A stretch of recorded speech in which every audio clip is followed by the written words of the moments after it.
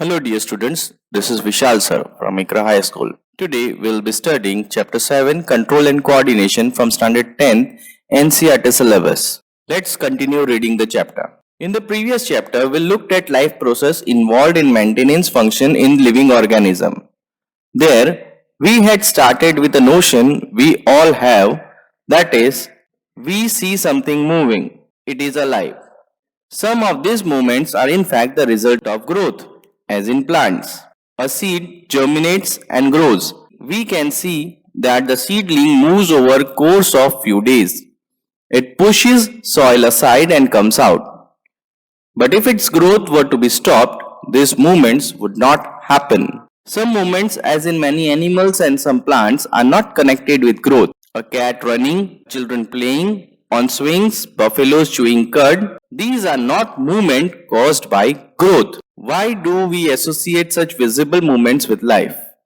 A possible answer is that we think of movement as a response to change in the environment of the organism. The cat may be running because it has seen a mouse. Not only that, we also think of movement as an attempt by living organism to use changes in their environment to their advantage. Plants grow out into the sunshine. Children try to get pleasure and fun out of swinging. Buffaloes chew cud to help break up tough food so as to be able to digest it better. When bright light is focused on our eyes or when we touch a hot object, we detect the change and respond it with the movement in order to protect ourselves. So dear students, as we have studied earlier, that movement was a characteristic of living being. But here the movement is considered as the change or the response that a living being does when it exposes itself to a certain change in the environment. Here changes like plants grow out into the sunshine because they need photosynthesis. If they don't grow towards the sunshine, then they would die easily. Children try to get pleasure and fun out of swinging. So here, swinging was not the form of growth, but it was the change for happiness. Buffaloes chew cud to help break tough food so as to be able to digest it better. Here, we saw that buffaloes chew cud as the plant that it eats contains cellulose, which is not easy to digest. So to digest cellulose, the buffalo has to keep on chewing it. When bright light is focused on our eyes, or when we touch a hot object, we detect the change and respond it to the movement in order to protect ourselves. If we think a bit more about this, it becomes apparent that all this movement in response to the environment is carefully controlled. Each kind of change in the environment evokes an appropriate movement in response. When we talk to our friends in class, we whisper rather than shouting loudly. So normally we as human beings communicate with each other, but the communications are of different type. When we are fighting with each other, we shout and express ourselves. When we want to talk in the classroom, we whisper in each other's ear so that the class is not disturbed. When an orator orates a speech, he is clear in his words and loud. That means whatever change we do in response to the environment is always carefully controlled. Clearly, movement to be made depends on the event that is triggering it. So whatever movement that is made, it depends on the event that it triggers. Such controlled environment must be connected to the recognition of various events in the environment, followed by only the correct movement in response. In other words, living organism must use system providing control and coordination. In keeping with general principles of body organization in multicellular organisms, specialized tissues are used to provide this control and coordination activities. Those specialized tissues in animals are nervous system, through which they control their response. In animals, such control and coordination are provided by nervous and muscular tissues. Touching a hot object is an urgent and dangerous situation for us.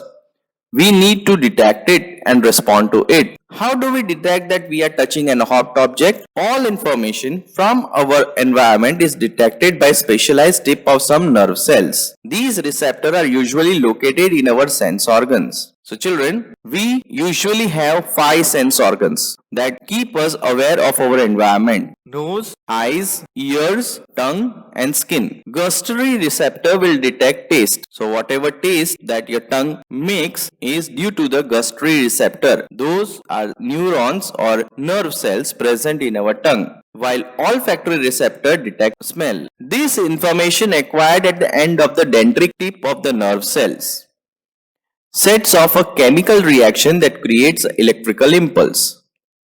So here you can see in the diagram that the nerve cell is made up of something like this. It has a cell body which contains the nucleus and dendrites.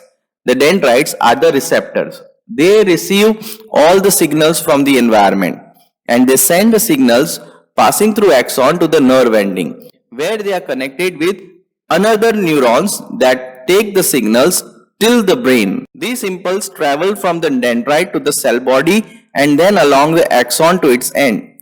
At the end of the axon, the electrical impulse sets off the release of some chemicals. These chemicals cross the gap or the synapse and start a similar electrical impulse in a dendrite of the next neuron.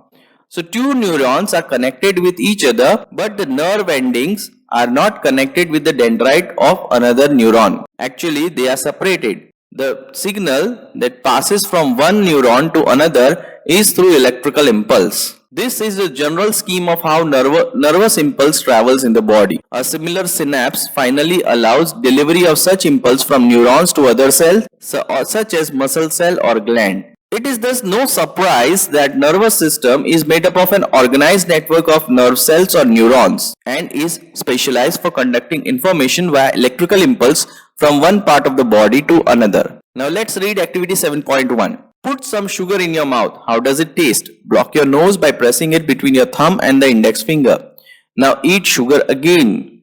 Is there any difference in its taste? While eating lunch, block your nose in the same way and notice if you can fully appreciate the taste of the food you are eating. This activity suggests one thing about all the sense organs. That means they are interconnected. If you stop smelling the food, it won't taste better. That means the tongue alone cannot taste the food nicely. It needs the smell of the food or the aroma of the food also. And that is done by the nose. Is there a difference in how sugar and food taste if your nose is blocked? If so, why might this be happening? Read and talk about possible explanation for this kind of difference. Do you come across a similar situation when you have cold? What happens in reflex action? Now let's study about one more topic, reflex action. Reflex is a word we use commonly when we talk about some sudden action in response to something in the environment. Examples: I jumped out of the way of the bus reflexly, or I pulled my hand back from the flame reflexly. I was so hungry my mouth started watering reflexly. What exactly do we mean? A common idea in all such examples is that we do something without thinking about it or without feeling in control of our reactions. That means, children, reflex is something that we are not aware. Just our body responds to the sudden change that it feels. Our brain does not detect the situation with that same instance. It takes time. Instead of it, our body organs perform the reflex actions. Yet these are situations where we are responding with some action to change in our environment. How is control and coordination achieved in such situation? Let us consider this further. Take one of our example. Touching a flame is an urgent and dangerous situation for us or in fact for any animal. How do we respond to this? One seemingly simple way is to think consciously about the pain and possibility of getting burned and therefore move our hand. So if we think about it that we are having the pain of burning our hand and because of that we move our hand, that the whole process will take a lot of time. An important question then is, how long will it take to think all this? The answer depends on how we think. If nerve impulses are sent around the way we have talked about earlier, then thinking is also likely to involve the creation of such impulse. Thinking is a complex activity. So it is bound to involve a complicated interaction of many nerve impulses from many neurons. In this case, it is no surprise that the thinking tissue in our body consists of dense network of intricately arranged neurons. It sits in the forward end of the skull and receives signal from all over the body which it thinks about responding to them. Obviously, in order to receive this signal, this thinking part of the brain in the skull must be connected to nerves coming from various parts of the body. Similarly, if this part of the brain is to instruct muscles to move, nerve must carry this signal back to different parts of the body. If all of this is to be done when we touch a hot object, it may take enough time for us to get burned. So dear children, what happens if we involve thinking for considering a change in the environment? The only answer would be, it will take a lot of time, and within that time, our body organ may have been damaged. So what does our body do for this type of situations? Design of the body solves this problem. Rather than having to think about the sensation of heat, if the nerve that detects heat were to be connected to the nerve that move muscles in a simple way, the process of detecting the signal or input and responding to it by an output action might be completely quickly. Such a connection is commonly called reflex arc. Where should such reflex arc connection be made between the input nerve and the output nerve? The best place, of course, would be at the point where they first meet each other. Nerves from all over the body meet in a bundle of spinal cord on their way to the brain. So, what we have to understand is that the nerves are connected totally in spinal cord. From spinal cord, the signals are sent to brain. Now, the brain responds after taking some time. But instead of it, spinal cord comes in action, and instead of sending the message to brain, it directly sends the signal to the affected area through a new nerve. Reflex arc are formed in this spinal cord itself, though the information input goes on to reach the brain. Of course, reflex arc have evolved in animal because the thinking of the brain is not fast enough. In fact, many animals have very little or none of the complex neuron network needed for thinking. So it is quite likely that reflex arc have evolved as efficient way of functioning in the absence of true thought processes. However, even after complex neuron network have come into existence, reflex arc continue to be more efficient for quick response. Here you can see the diagram where they show how our reflex arc work. The red path that you see over here is the path of reflex arc. The hand feels the heat, it sends the signal to the spinal cord sends the signal to the muscles near that hand, and that muscles come into action and moves the hand instantly without any thinking. Now children, let's talk about the main control center of human being. Is reflex action the only function of the spinal cord?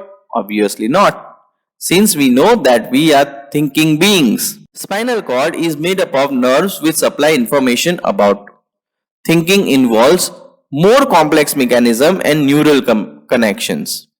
These are concentrated in the brain, which is the main coordinating center of the body. The brain and spinal cord constitute the central nervous system. So dear children, the central nervous system is made up of two main parts, the brain and the spinal cord. They receive information from all the parts of the body and integrate it. We also think about our actions. Writing, talking, moving a chair, clapping at the end of the program are examples of voluntary actions. These are the actions that we intend to do. We can do by our own. This is the second way in which nervous system communicates with the muscles. The communication between the central nervous system and other part of the body is facilitated by peripheral nervous system, consisting of cranial nerves arising from the brain and spinal nerves arising from the spinal cord. So, the nervous system is divided into two parts, the central nervous system and the peripheral nervous system. In central nervous system, brain and spinal cord are involved, while in peripheral nervous system, there are cranial nerves from the brain and spinal nerves from the spinal cord which are interconnected with each other. The brain thus allows us to think and take action based on that thinking. As you will expect, this is accomplished through a complex design with different parts of the brain responsible for integrating different inputs and outputs. The brain has three major parts or regions, namely forebrain, midbrain, and hindbrain. The forebrain. The forebrain is the main thinking part of the brain. It has region which receives sensory impulse from various receptors. Separate areas of the forebrain are specialized for hearing, smell, and so on. There are separate areas of association where this sensory information is interpreted by putting it together with information from other receptors as well as with information that is already stored in the brain. Based on all this, a decision is made about how to respond, and the information is passed on the motor area which controls the movement of voluntary muscles. For example, our legs muscles. However, certain sensations are distinct from seeing or hearing. For example, how do we know that we have eaten enough? The sensation of feeling full is because of the center associated with hunger, which is the separate part of the forebrain. Here in this diagram, you can see the different parts of the brain. Three parts of the brain: forebrain, midbrain, and hindbrain. The forebrain does all the thinking and it contains cerebrum. The cranium or the skull protects the brain from outer shocks. The midbrain has hypothalamus, pituitary gland. These are responsible for secretion of hormones. Hindbrains has three parts: pons, medulla, and cerebellum. The end of that brain is connected with the spinal cord. Let us look at the other use of the word reflex that we have talked about in the introduction. Our mouth waters when we see food without our meaning to. Our heart beats without our thinking about it. In fact, we cannot control this action easily by thinking about them even if we wanted to. Do we have to think about or remember to breathe or digest food? So in between the simple reflex actions like change in the size of the pupil and the thought out actions such as moving a chair, there is another set of muscle movement over which we do not have any thinking control. Many of these involuntary actions are controlled by midbrain and hindbrain. So dear children, the voluntary actions are controlled by forebrain. The thinking process, the complex thinking process is controlled by forebrain, while the involuntary actions are controlled by midbrain and hindbrain. Involuntary actions are those actions which are not in our control. All these involuntary actions including blood pressure, salivation and vomiting are controlled by medulla in the hindbrain. Think about activities like walking in a straight line, riding a bicycle, picking up a pencil. These are possible due to the part of the hindbrain called cerebellum. It is responsible for precision of voluntary actions. So voluntary actions are also controlled by midbrain. Voluntary actions are also controlled by hindbrain, but for precision, for perfectness and maintaining the posture and balance of the body. Imagine what would happen if each of these events failed to take place if we were not thinking about it. Now, there should be some protection when this complex study is being done by our body. How are the brain and the nervous system protected? A delicate organ like brain, which is so important for the variety of activity, need to be carefully protected. For this, the body is designed so that brain sits inside the bony box. Inside the box, the brain is contained in a fluid-filled balloon which provides further shock absorption. If you run your hand down the middle of your back, you feel hard, bumpy structure. This is the vertebral column or backbone which protects the spinal cord. So, the skull or the bony box provides protection to the brain, while the vertebral column provides protection to the spinal cord. How does nervous tissue cause action? So far we have been talking about nervous tissue and how it collects information, sends it around the body, processes information, makes decision based on information and conveys decision to muscles for action. In other words, when the action or movement is to be performed, muscle tissue will do the final job. How do animal muscle move? When a nerve impulse reaches the muscle fiber must move. How does a muscle cell move? The simplest notion of the movement at the cellular level is that muscle cell will move by changing their shape so that they are shortened. So the next question, how do muscle cells change their shape? The answer must lie in the chemistry of cellular component. Muscle cells have special protein that change both their shape and their arrangement in the cell responds to nervous electrical impulse. When this happens, new arrangement of protein give the muscle cell a shorter form. Remember when we talk about muscle tissue in class 9?